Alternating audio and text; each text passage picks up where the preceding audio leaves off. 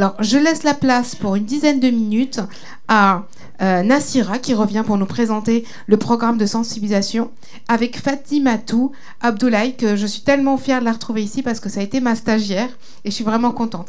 Et vous avez le petit beeper qui vous permet de mettre votre écran.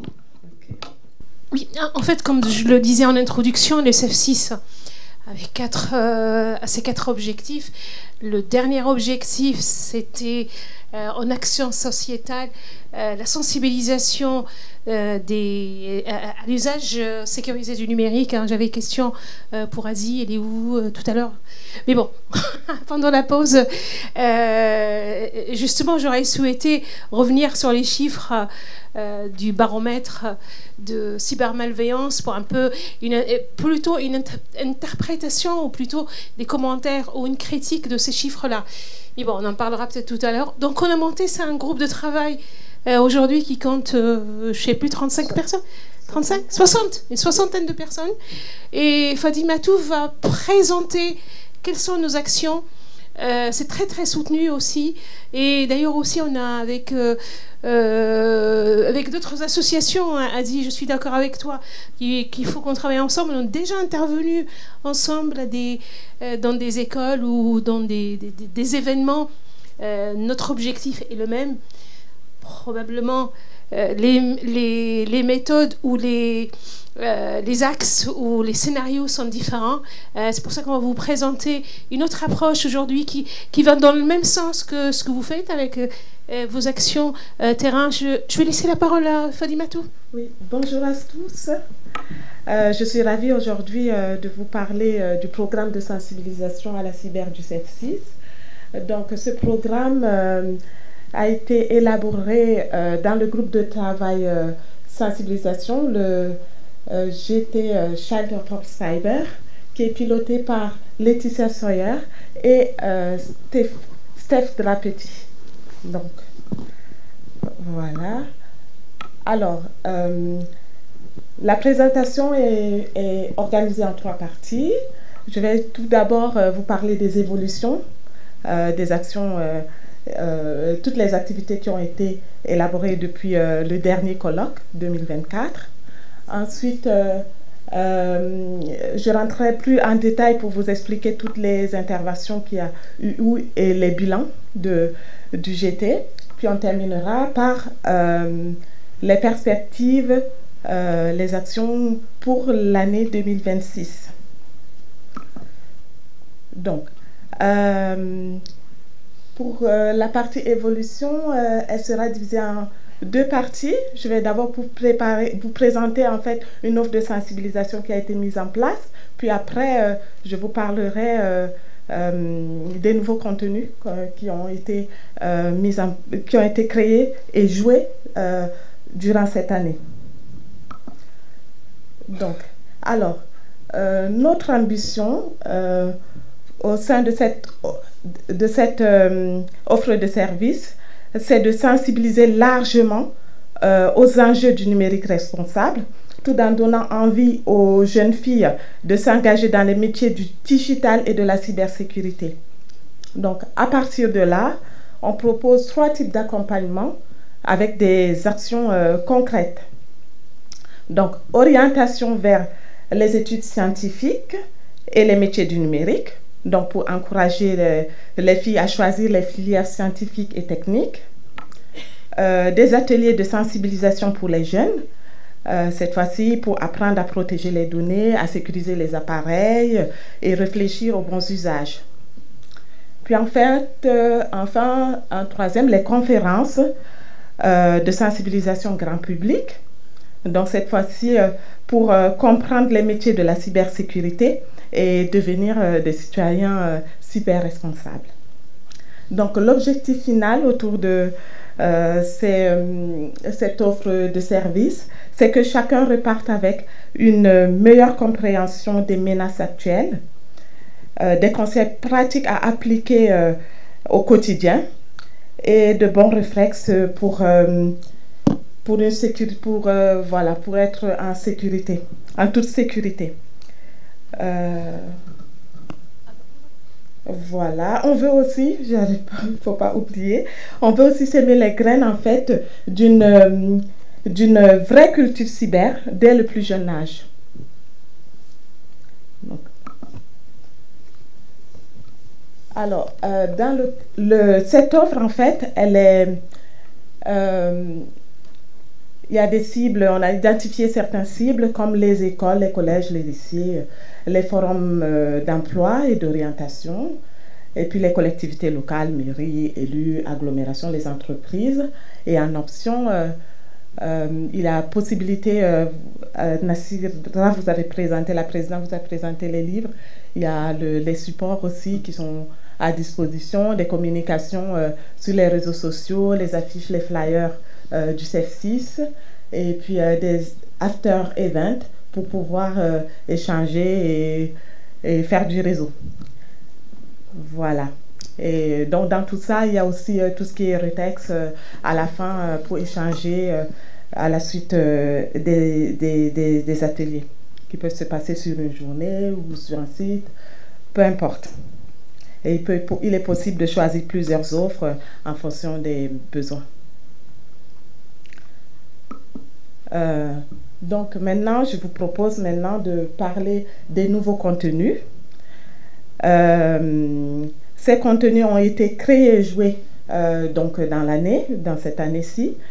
Et puis, j'ouvre la série de ces nouveaux contenus avec le talk dédié aux parents, qui a été donc le premier, le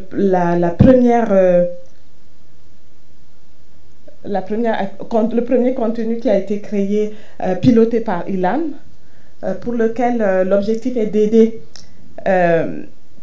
les parents à mieux comprendre les risques numériques auxquels les enfants sont exposés. Donc, par exemple, le manque de vigilance, le partage excessif, le cyberharcèlement, les contenus inappropriés, l'empreinte numérique, donc tout ce dont on a entendu parler tout à l'heure lors de la première table ronde. On parlera aussi des menaces qui touchent toute la famille, comme le vol d'identité, les arnaques, les achats non autorisés. Et surtout, on verra comment réagir, protéger et anticiper. Voilà. Le deuxième contenu a été piloté par Milena et s'adresse aux enseignants cette fois-ci, avec un focus sur la RGPD et les bonnes pratiques en matière de données personnelles. On y aborde en fait le consentement, la conservation des données, la limitation des usages, mais aussi des points très concrets comme la captation d'images et le floutage. Un parent qui refuse, par exemple, une photo peut bloquer tout le process.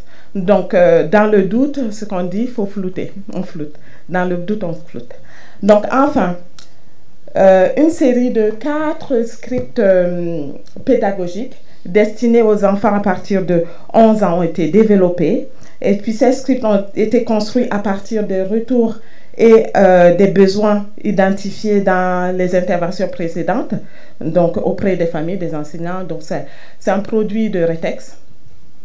Et aujourd'hui, sur les 4 contenus, il y en a 2 qui sont à disposition pour l'univers BD et 2 autres pour l'univers vidéo.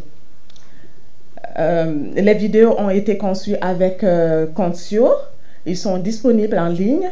N'hésitez pas à scanner le QR code pour activer directement. Et aussi, pour que les vidéos soient mises en place, le nom Child of Cyber a été déposé. Voilà, merci.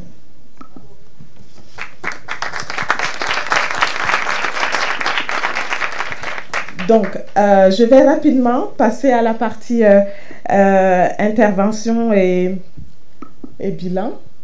Comme vous le voyez, hein, depuis 2018, le nombre d'interventions ne fait qu'augmenter. Donc, ce qui fait que on a beaucoup plus d'impact. En gros, l'équipe avec laquelle Laetitia et Steph travaillent sont en collaboration à la fois en interne avec d'autres groupes de travail au sein du CEF6, mais aussi il est divisé en plusieurs. Il y a des personnes qui sont chargées qui interviennent pour les conceptions. Il y a des personnes qui sont en action sur le terrain, etc. Je vais vous parler directement des interventions.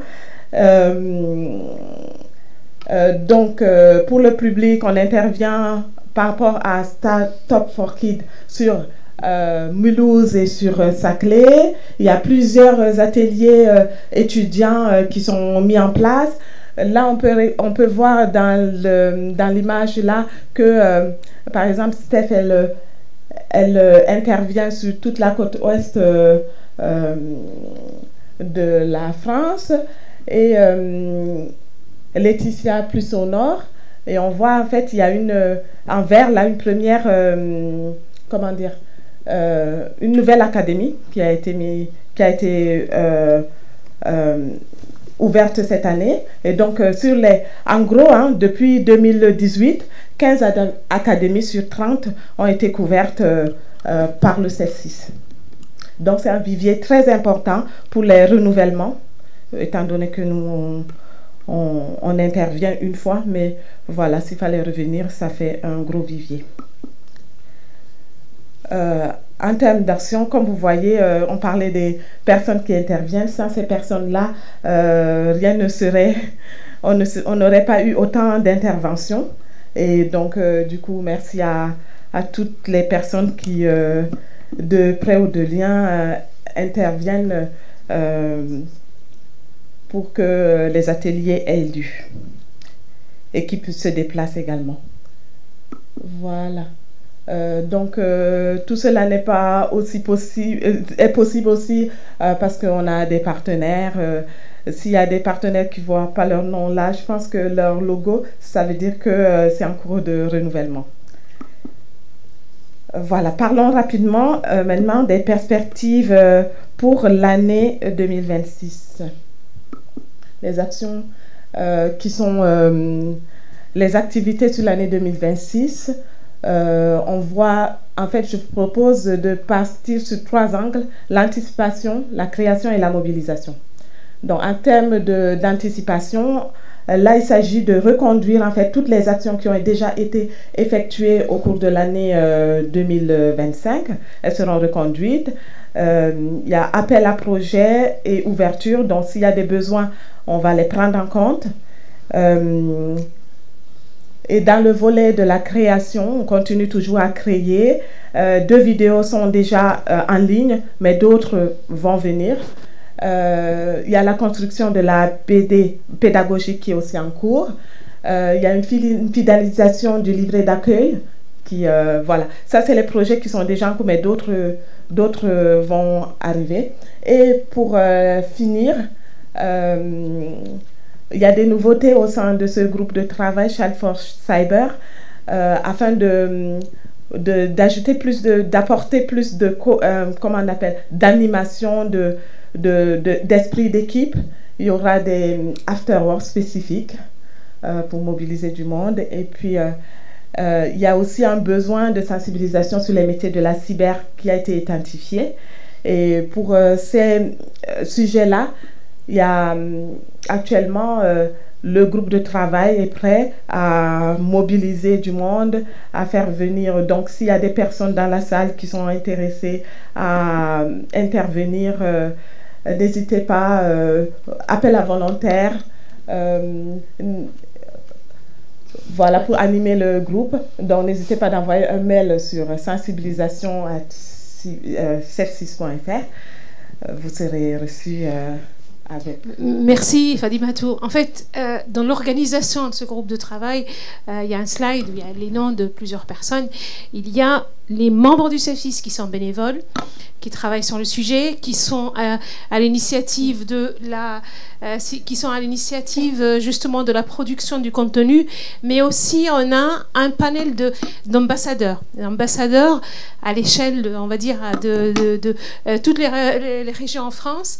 Et on a besoin aujourd'hui, je suis là aussi avec Fadimatou, pour faire un appel pour renforcer la présence locale de ces ambassadeurs qu'on forme chez nous, donc là, par le groupe de travail, qui vont prendre le relais en local.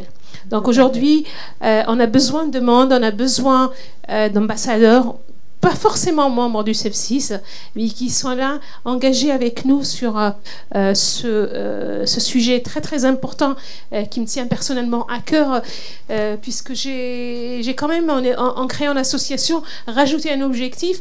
Pourquoi pas aussi aller un peu plus aussi. Adi, je te lance un appel à contribution ensemble. On a déjà travaillé ensemble et ça serait très très bien si on peut, depuis cet amphi, lancer un appel, mais franchement un appel sincère, et puis un appel dans toute la France à ceux qui veulent nous aider, travailler avec nous.